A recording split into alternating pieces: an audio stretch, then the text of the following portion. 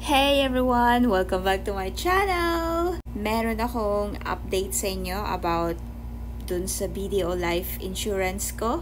Umuwi pala ako dito sa Pinas noong September.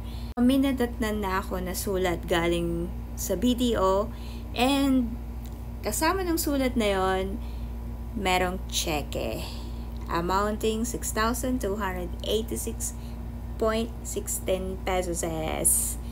Okay, saan nga ba to galing? Kasama nitong cheque na to is yung sulat.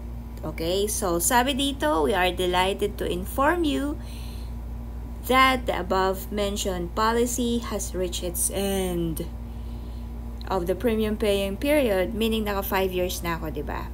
Since your policy has a PDF or Premium Deposit Fund rider, the PDF rider terminates when a policy becomes fully paid.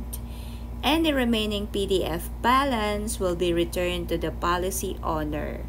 As such, we have enclosed BDO check amounting 6,286.16 dated September 5, 2024, representing policy's remaining PDF balance. Kung titignan nyo yung dati kong PDF, yung PDF balance ko nun is 6,138.88 pa lang nung July 2022.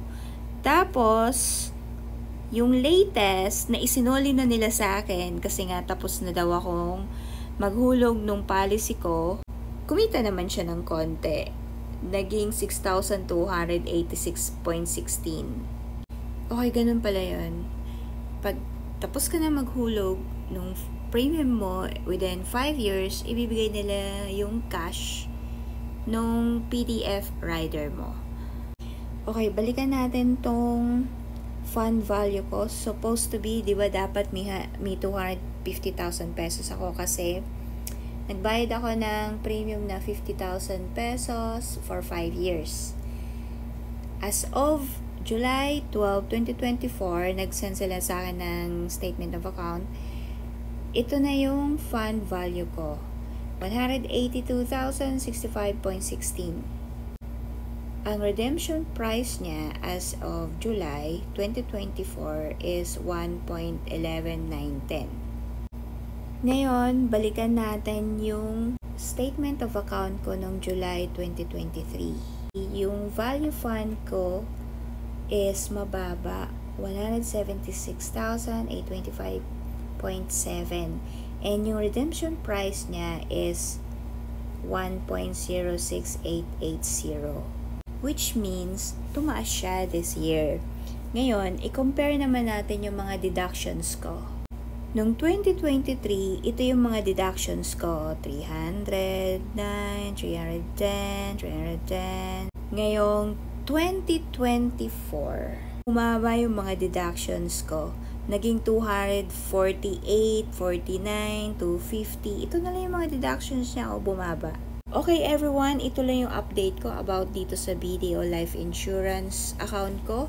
Yung SafeFlex Secure account. Yun nga po pala mga questions nyo dun sa first video ko. Kung ika-cancel nyo na lang, i-withdraw nyo na lang yung mga policy nyo, or wag na lang ituloy. Sa totoo lang po, kayo lang po talaga yung makakasagot dun sa mga questions nyo. Ask yourself, ano po ba yung reason kung bakit napakuha kayo nitong BDO Life Insurance? After po ba kayo sa insurance side or after kayo dun sa investment side? Ano po ba yung sitwasyon nyo? Meron po ba kayong dependents or wala naman? Marunong po ba kayong mag-invest alone or hindi naman kayo marunong mag-invest? Kung sa life insurance, kung may dependents ka, may nakaasa sa'yo, much better, ituloy mo na lang. Huwag mo na lang galawin kasi in the first place, kumuha ka naman ng life insurance kasi may mga dependents ka. In case na mauna ka sa kanila, at least meron kang may iwan. Right?